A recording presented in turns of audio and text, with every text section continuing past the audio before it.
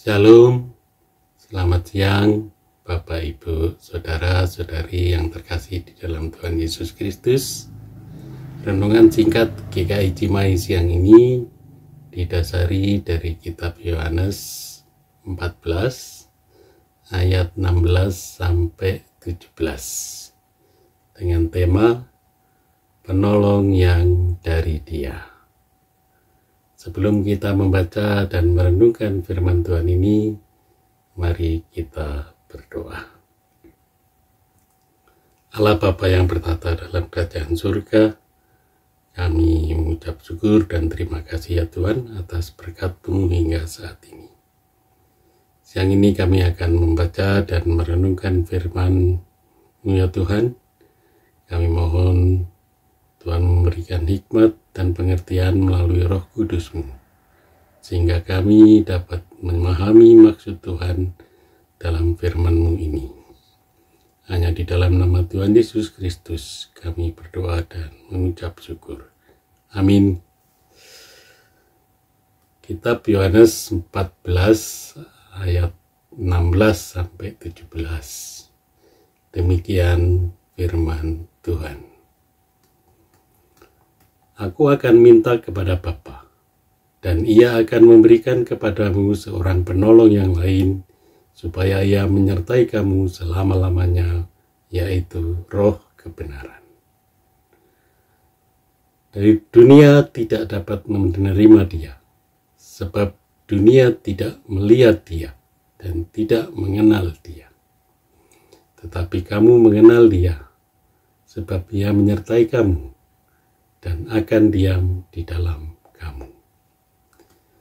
Firman yang baru kita baca adalah janji Tuhan Yesus sebelum Tuhan Yesus naik ke surga menghadap kepada Bapa. Tuhan Yesus menyampaikan bahwa akan minta kepada Bapa untuk memberikan seorang penolong yang lain supaya Ia menyertai kita selama-lamanya, yaitu Roh kebenaran. Ini menunjukkan begitu sungguh besar kasih Tuhan Yesus kepada kita manusia yang percaya kepadanya. Roh kebenaran atau Roh Kudus adalah pribadi Tuhan sendiri seperti dalam pemahaman Tritunggal, Bapa, Anak, dan Roh Kudus. Di dalam menjalani hidup di dunia ini memang tidak mudah. Banyak masalah dan rintangan yang harus dihadapi. Kita sebagai orang percaya bersyukur Tuhan telah memberikan Roh Kudus yang menolong dan memimpin kita ke dalam kebenaran, sehingga kita mampu menjalani hidup yang banyak masalah dan rintangan ini.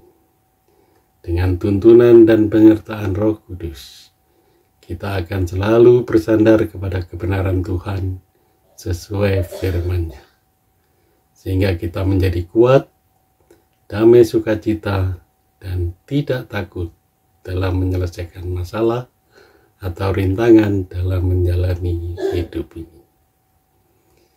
Kita dapat membedakan mana yang dikehendaki Tuhan dan mana yang tidak dikehendaki Tuhan. Kadang ketika kita akan berbuat jahat atau tidak benar, ada suara dalam hati yang menegur dan mengingatkan bahwa hal yang akan kita lakukan itu tidak benar. Saat itulah sebenarnya Roh Kudus bekerja dan menolong kita, sehingga pada akhirnya kita tidak jadi melakukan hal yang jahat atau tidak benar itu. Kita mampu menjalankan perintah-perintah Tuhan sebagai bentuk nyata mengasihi Tuhan. Menjalankan perintah Tuhan memang tidaklah mudah.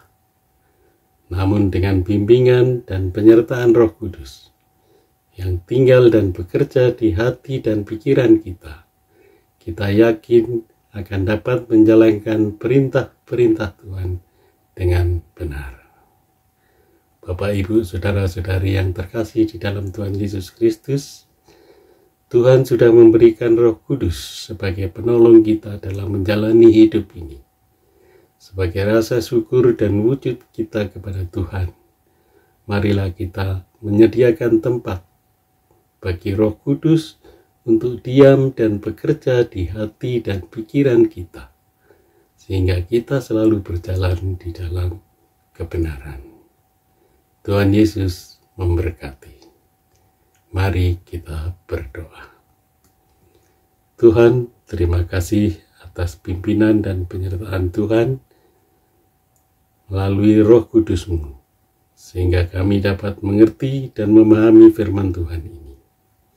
Kami mohon Tuhan memberikan hikmat dan kekuatan untuk menjalankan firman Tuhan ini di dalam hidup kami hari lepas hari. Hanya di dalam nama Tuhan Yesus Kristus kami berdoa dan mengucap syukur. Amin. Terima kasih. Tuhan Yesus memberkati.